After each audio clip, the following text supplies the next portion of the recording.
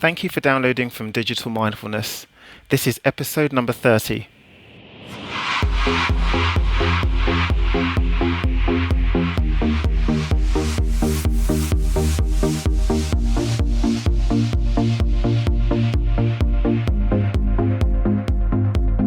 This episode of Digital Mindfulness is brought to you by Semantica Research, a leading media intelligence company that helps communications, social media, and marketing professionals make better and more informed business decisions from digital data. Hello and welcome to Digital Mindfulness, where my guest today is Noah Church.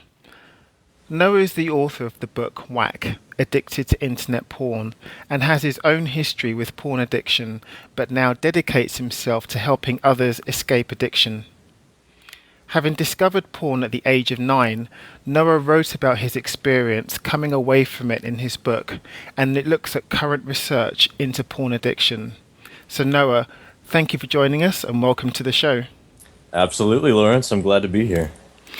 So, Noah, I've just given everyone a brief introduction to you. I'm wondering if you can give the audience a bit more of an introduction to yourself.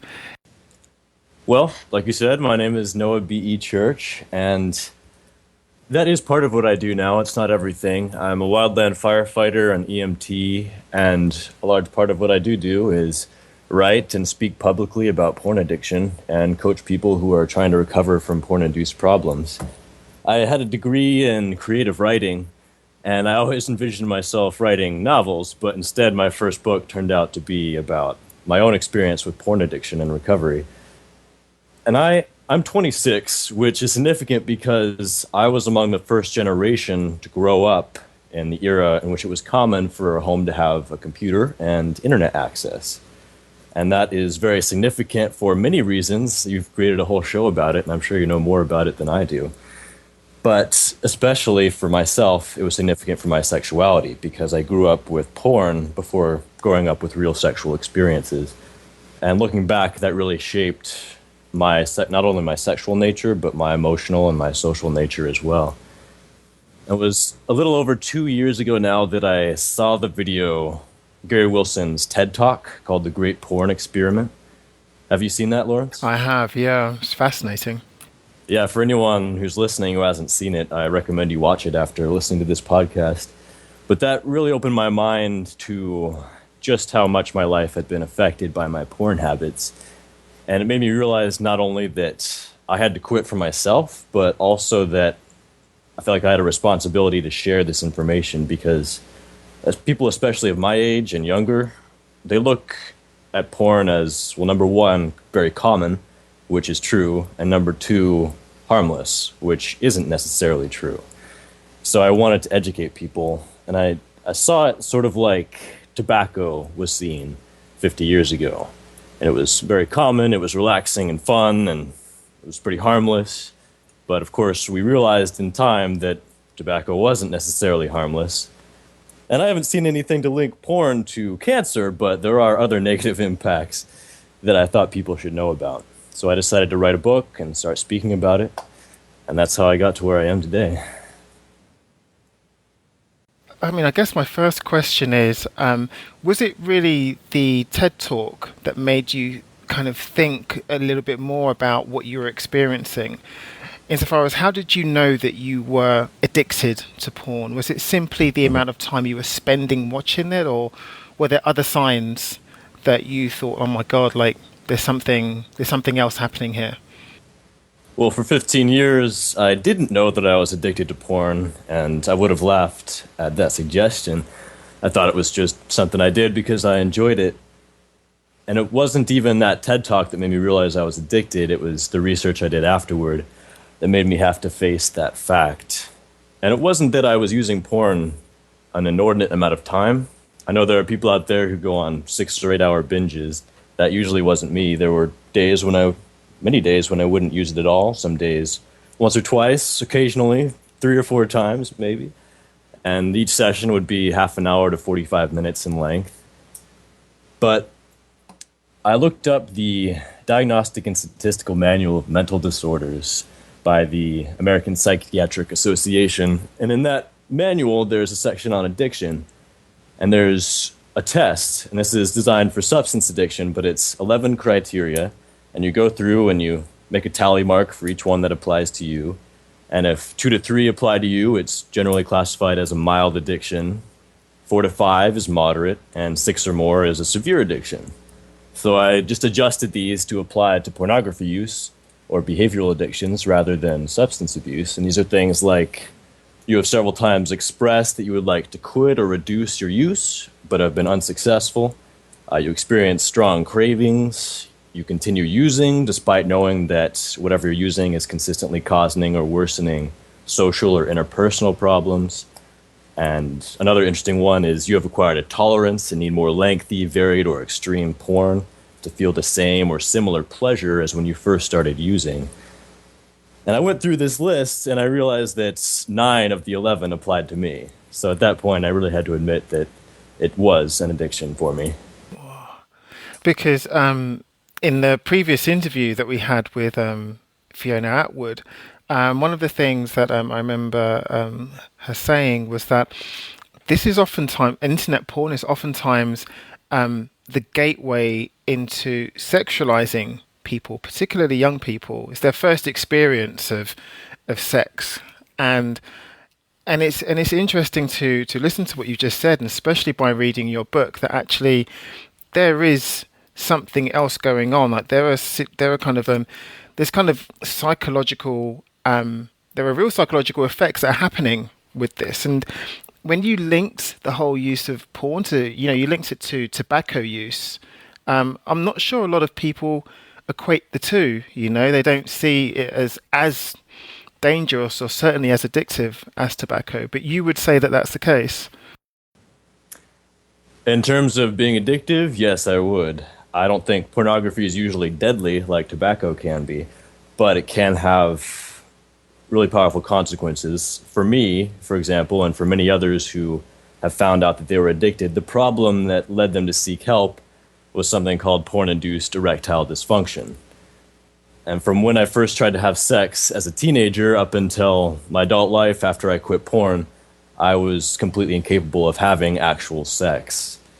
And that is because I later realized after watching that TED Talk, years of using internet porn, which is an unnaturally powerful sexual stimulus because we can see as many attractive mates as we want in a short amount of time doing whatever we want.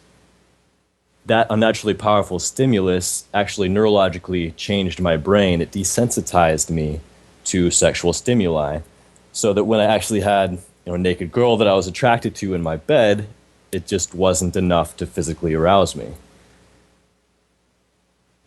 So what were some of the triggers that you became aware of that led you to the overuse of porn, would you say?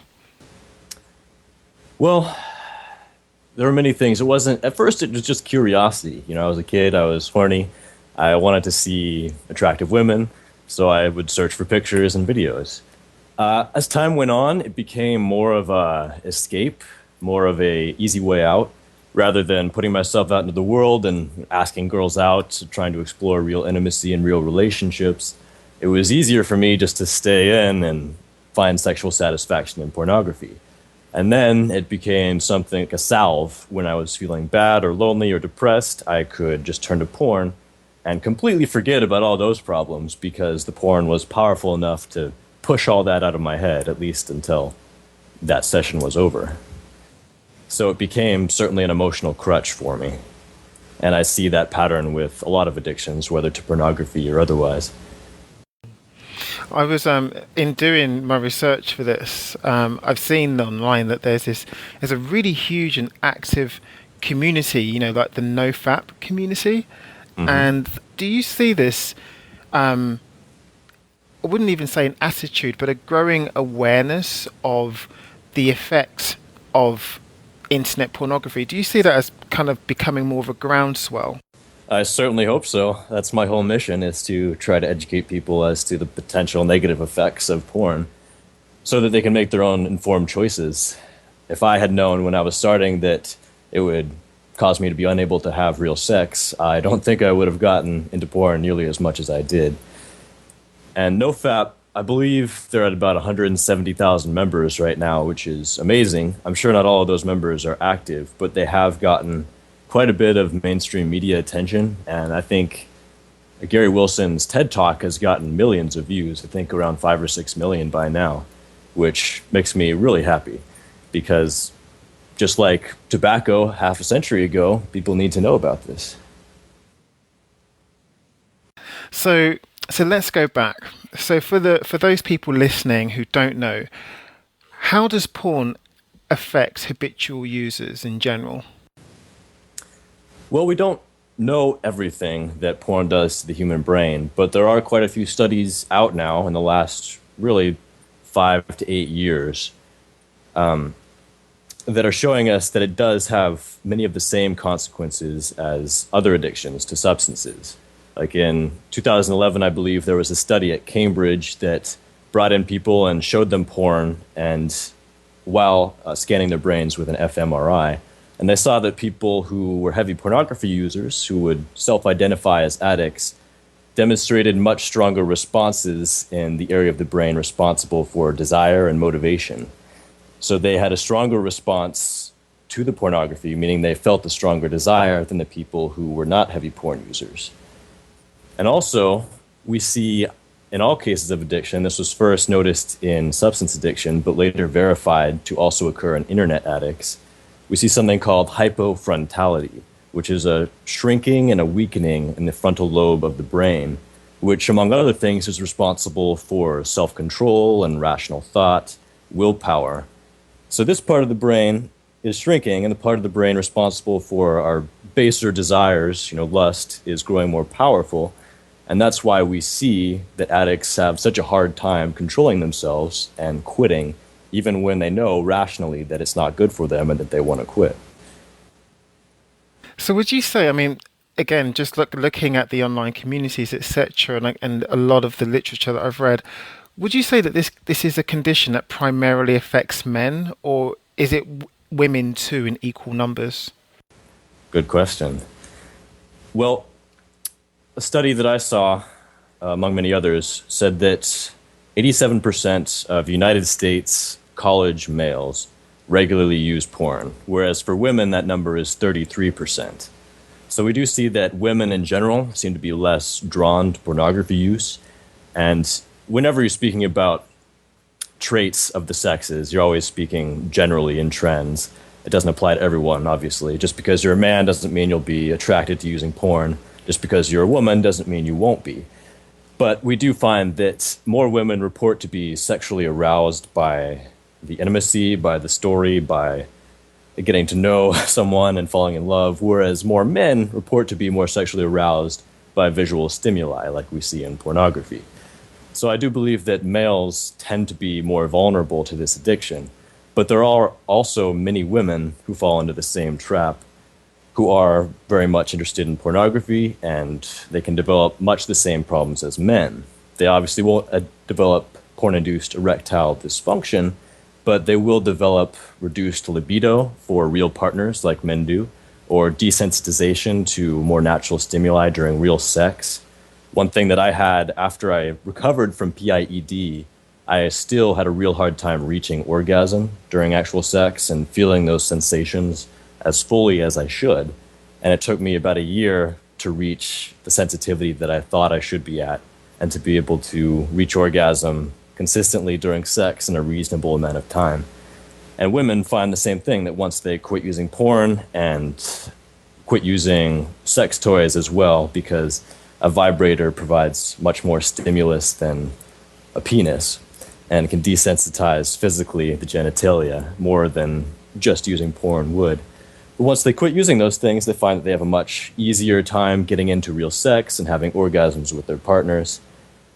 And another interesting thing is that for women, many of them have a much shorter refractory period after orgasm, which means that period of recovery. So a man, he might use porn once and afterwards lose interest in sex and move on with his day. Whereas for a woman, she might be more vulnerable to just binging for hours and hours because of her potential for multiple orgasms.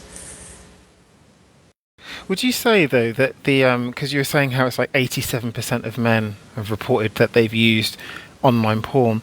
Would you say that those numbers reflect the fact that it's basically porn is like a male dominated industry, that a lot of the porn is kind of made by men for men? Well, that number was actually 80% of men are regular users. Oh, regular users. Oh A God. higher number have used it at all. But I think absolutely most porn is geared toward being visually pleasing to men. There are pornography productions that are geared to be more pleasing to a majority of women. I think there is a website called Make Love Not Porn that is geared toward a less visceral and abusive method of portraying sex than we see a lot of porn nowadays. Going online and looking at the porn that's available now, a lot of it is abusive and violent and caters to a lot of extreme fetishes. And I believe that that's because the audience has been desensitized to images of more vanilla sex. And myself, as I was growing up and exploring internet pornography, at first, all I would need to get as aroused as I wanted to be was a picture of a pretty lady. It didn't even have to be a naked pretty lady. But as time went on, those became boring, and I kept escalating to more extreme content until I was watching stuff that would have disgusted me years earlier, but now I needed that extreme content to arouse me to the same level. And I believe that that's happening on a mass scale to pornography users in general. And of course now, like because the internet and high speed internet is just so ubiquitous now. Like kids can get access to this much earlier than, I mean, you were 9 when you said you first experienced this, but kids can get access to this, very early on, can't they? Oh, absolutely. Yeah. And usually the children in the household are more tech savvy than the parents. So even if there's a child blocker on the internet, it's likely that the child will be able to find a way around it if he or she really wants to.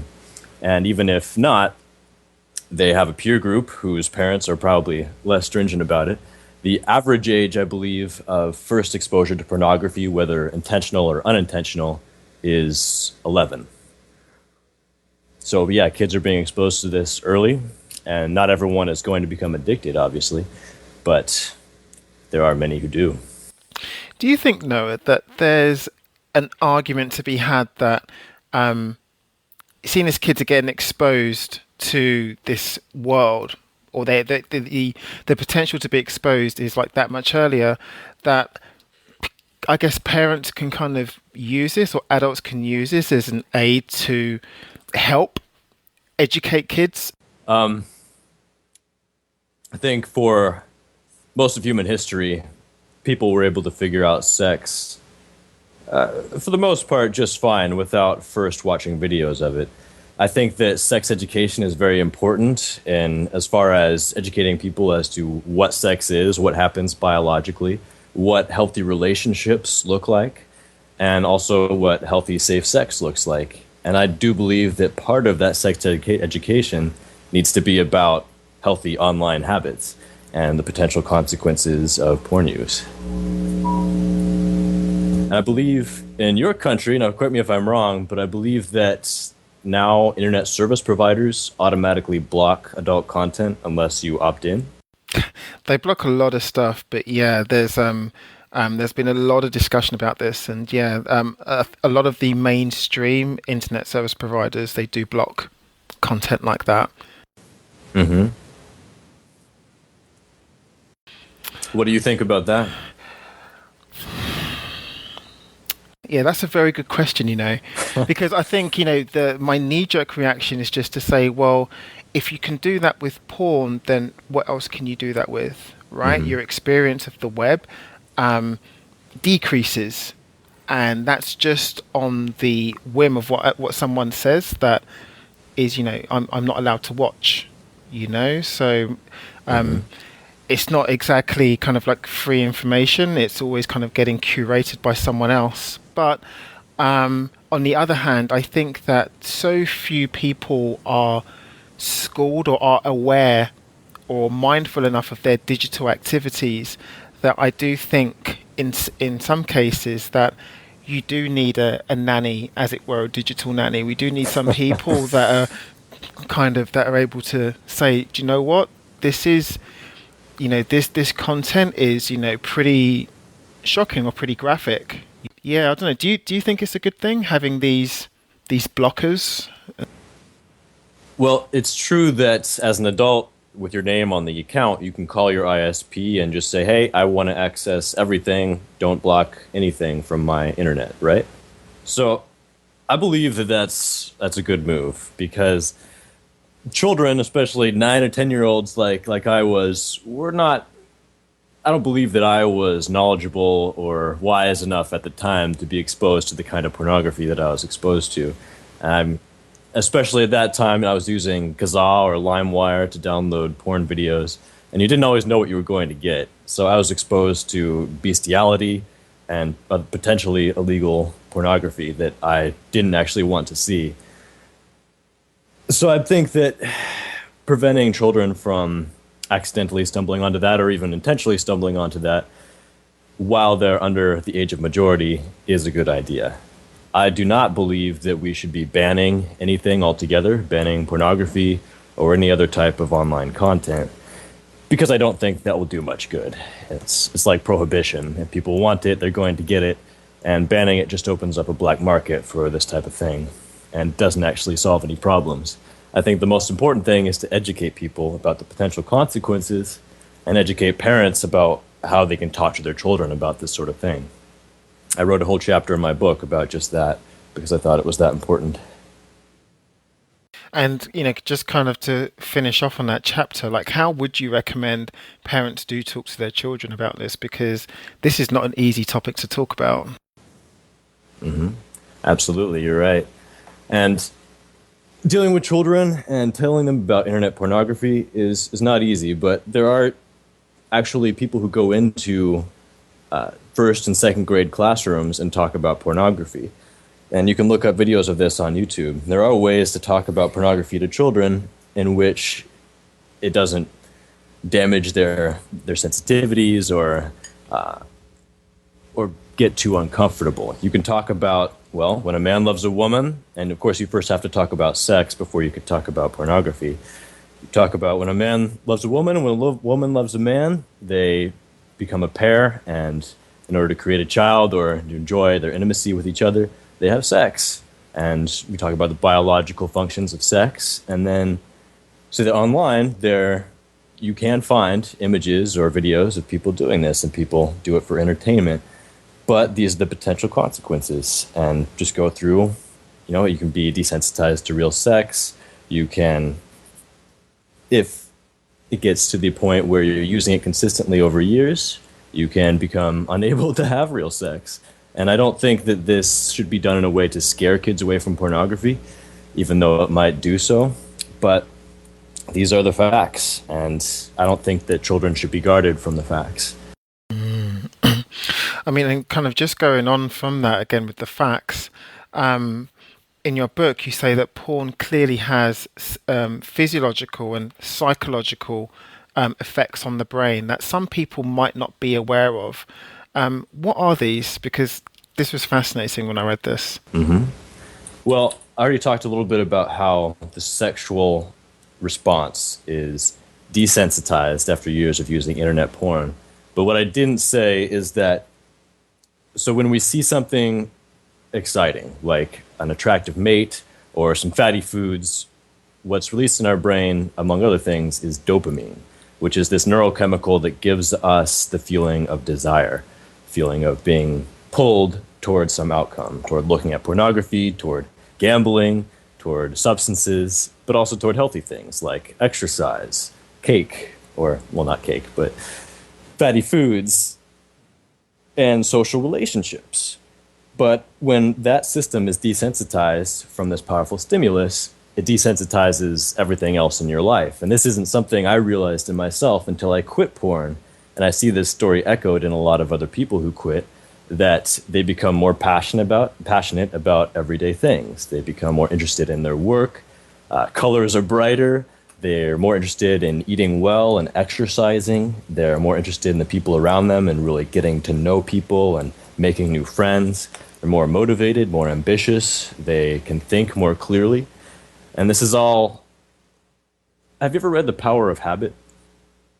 Ah, by Charles Duhigg. Yes, I have. He talks about keystone habits, in which you change one habit and that sort of starts a chain reaction that allows you to change your whole life. One example he gives is this woman who decides to quit smoking, and after quitting smoking, she starts eating better, exercising more, focuses on her career and making her dreams come true. And I think it's because by quitting smoking, she's in part teaching herself how to change herself. She's teaching herself how to be the architect of her own life. And for a lot of guys quitting porn, not only are their brains healing and resensitizing, but they're also training themselves like you train a muscle. They're training their willpower, and they're training their ability to self-reflect and change their own lives. So we see a lot of these guys who quit porn, all of a sudden they start having all these other wonderful changes in their lives. They're meeting new partners, they're getting into new relationships, they're pursuing their dreams, and they're getting a lot more done. In my previous interview with Fiona Atwood, she mentioned that it wouldn't be entirely accurate to use the word addiction when speaking about porn. And I know that you would disagree with this, but but why is this the case? Well, I did listen to that episode, and I remember that point when she said that, and I knew that it would probably come up because I do very much disagree with that. Well, I think it's important to look at what the definition of addiction is if we're going to talk about whether or not habitual pornography use can be an addiction. And the definition I use is the one by the American Society of Addiction Medicine, which is addiction is a primary chronic disease of brain reward, motivation, memory, and related circuitry. Addiction is characterized by inability to consistently abstain, impairment in behavioral control, craving, diminished recognition of significant problems with one's behaviors and interpersonal relationships, and a dysfunctional emotional response. Like other chronic diseases, addiction often involves cycles of relapse and remission. Now, from working with a lot of guys and girls who have been recovering from pornography addictions, I don't see a single part of that definition that doesn't apply to these people. And in my own recovery, recognizing that I was an addict, I think was essential to changing how I related to pornography, because it made me realize, okay, this is what's been happening in my brain. This is why it's sometimes really hard for me to resist these urges, despite, even before watching Gary Wilson's TED Talk, suspecting that pornography had a lot of negative impacts on me. Even knowing that, I would still go back to it, and now I could finally understand why, and being empowered with that knowledge and that education allowed me more ability to change my life. And I find the same with other people. So in the Taoist and the Vedic traditions, they view masturbation as a loss of vital energy and fluids. And I was wondering, because you were saying that for 15 years you didn't even know that you're addicted, but did you feel that, in reflecting on that time, did you feel as though you had less spiritual or physical energy to live your life? Yes and no. I'm not a scholar of Taoist or Ayurvedic traditions, and I don't know much about that philosophy that semen is a spiritual essence, that it's a life force, and that getting rid of it drains you of life. But looking back, talking about all those brain changes that I was talking about, I know that from the age of about 10, when I started using porn, till the age of about 24, I didn't cry a single time. And that, looking back, I was proud of that at the time. I thought it meant that I was manly, but I think looking back, it meant that I was just desensitized and incapable of fully experiencing the emotional realm and experiencing this world. Using porn and masturbating all the time, it didn't hold me back from being a functioning member of society. I was still doing well in school. I was valedictorian in my high school, and I was still doing other activities, and I had some friends. But I could have done much more, I know, if I hadn't been using porn. And often I would do exactly what I needed to do and no more, because why would I do more when instead I could feel the pleasure of using internet porn? So, do you think then, because porn is becoming way more ubiquitous now, do you think that the technology companies themselves or the porn companies have a responsibility to educate, as you were mentioning before? Well, I wouldn't trust the pornography companies to educate our children, for one. Technology companies, I think that they have a responsibility to comply with the laws, but I don't think it's their responsibility to censor or educate on their own. Like in Britain, I think the technology companies have the responsibility to comply with what the people want, which is apparently for the ISPs to block that content unless people opt in. But I don't think it's their responsibility to educate. I think that falls to our public school system and even more importantly to the parents.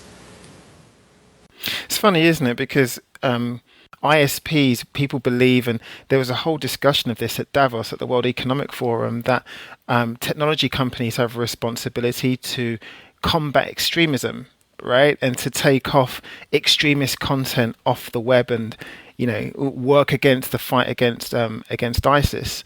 And I thought that was interesting, that whole discussion, because that whole discussion bleeds onto tech companies controlling the flow of information just through algorithmically. So I was just wondering again how people think that one form of internet communication is bad for us, and then you've got pornography content, and you're saying that this pornographic content, really has measurable effects on people's brains. Well, there's a great difference, I believe, between what ISIS is doing. I don't really want to get into that because that's a huge conversation. But what they're doing is inciting people to violence, which isn't going to just harm the person exposed, but also harm other people. Whereas with pornography, like with other what would we consider vices, it's entertainment. It might be fun for some person. It might damage other people who choose to use it, but this is a personal choice. And we were talking about addiction being a disease, but it's not a disease like malaria or something that you contract completely not of your own fault. It's a lifestyle disease like hypertension, high blood pressure. It's something that you can develop without really realizing that you were harming yourself, but also if you make the right choices, you can cure yourself of it. With hypertension, you can eat right, exercise, and lower your high blood pressure. With pornography use, you can educate yourself and make the right choices and free yourself of that addiction. So there's a whole online culture, as I was mentioning before, that's against the addiction to porn, the NoFap community. How do you think that this community got so popular, and what do you think's driving that popularity? Well, I think that it started to get popular because a lot of guys were looking for answers as to why, when they were young, healthy men, their penises weren't working during sex. I remember, I forget what website that was, something like MedHelp or something. There was a topic about why isn't my erection working that had something like 64,000 responses.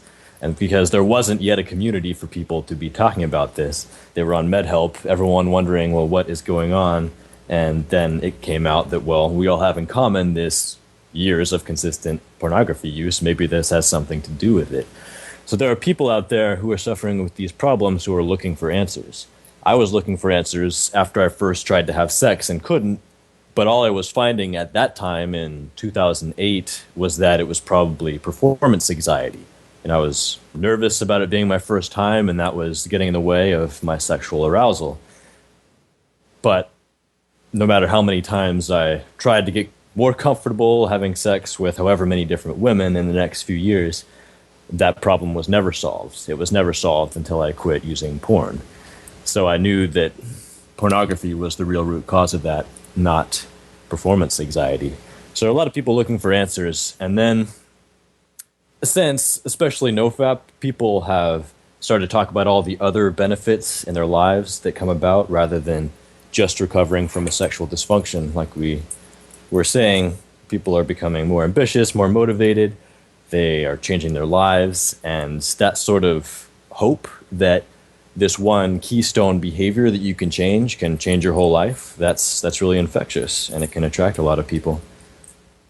Because there are loads of guys just sharing their experiences about this online, and it's and it's really funny because you and I were just speaking about how difficult this conversation might be for parents to have with their kids, but you've got guys just speaking about something that's really intimate about them, and it's they kind of saying it as like a badge of honor. They're really proud in terms of how much motivation and energy that they have. It was really interesting.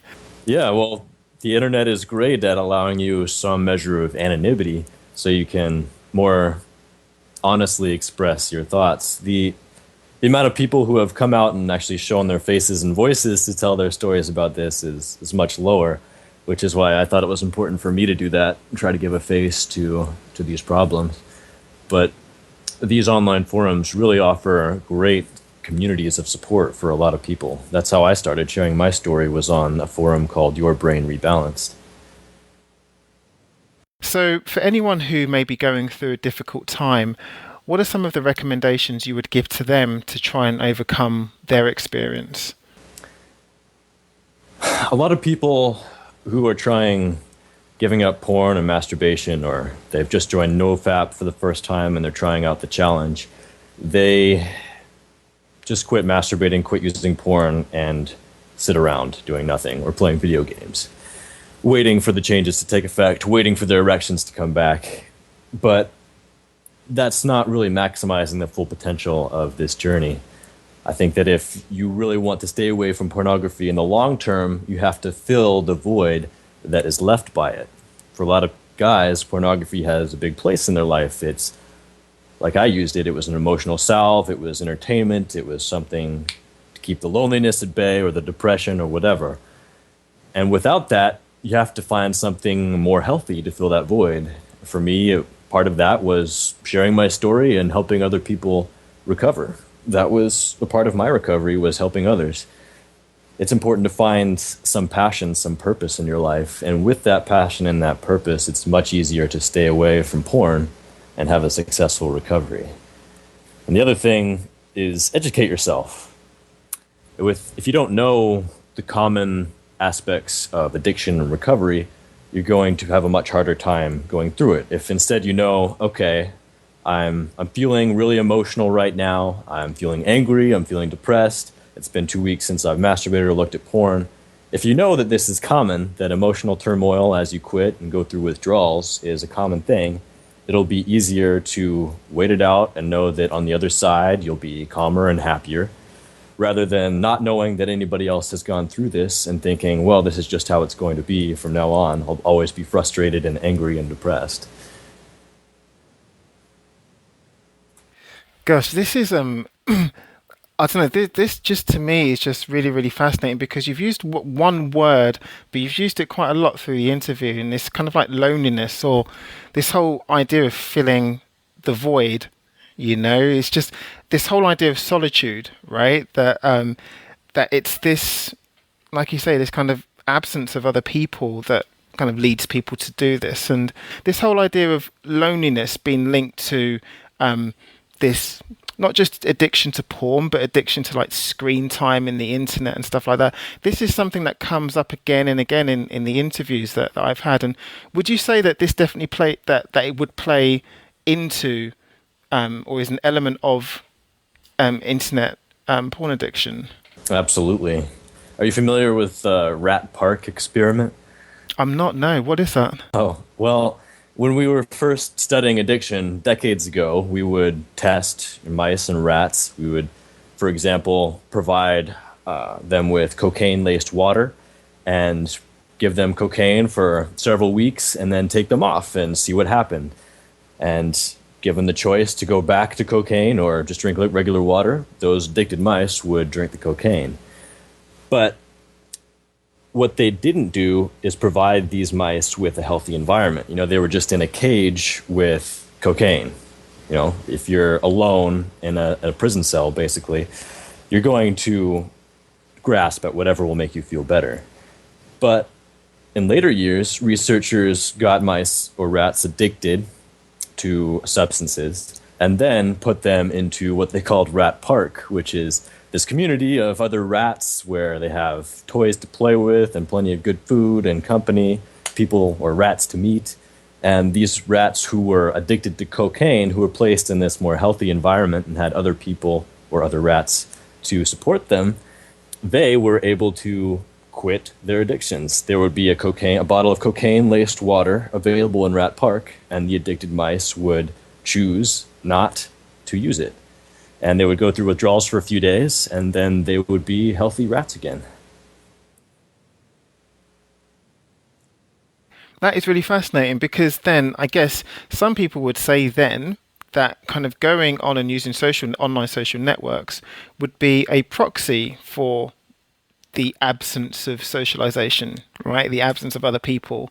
But in your experience or in your research, does that help having these online social networks? Yes, it does. But like anything, the internet is a tool, and how you use it, depending, it can be very healthy and helpful, or it can be unhealthy and unhelpful. People who have these real life support networks, who have friends who love them, who have perhaps a significant other with a healthy relationship, who have a good support system, a purpose, passion, a job that they like, they're much more likely to leave behind addiction than someone who's really dissatisfied with their lives, doesn't have very many friends, and all they really have to make them feel better is their addictive substance of choice. It's almost like take the help where you can get it. So it doesn't matter whether it's a virtual or in-person support network. Once you become mindful, I guess, of your behavior and your relationship to online porn, the steps that you take to mitigate that can be anything. So they can be virtual, they can be in person, but the important thing is that you take steps.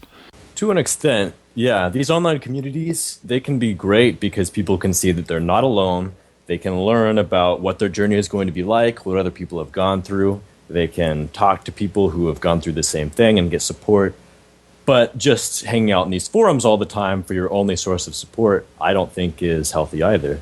I always recommend to people that they find people in real life to tell, especially if you have a significant other or someone you're getting to know and sex is starting to come up as a possibility and you're still recovering from PIED or another sexual dysfunction. I always recommend being honest with people about this. And people are always so afraid to let down their shield and show people what they're struggling with, the ugly parts of their past, their faults. But I find that the vast majority of the time that people do this, people aren't disgusted by it. They admire the courage that it took to open up. Noah, unfortunately, we've come to the end of the interview. Where can people find out more about you and your work? Well, I have a website. It's called addictedtointernetporn.com.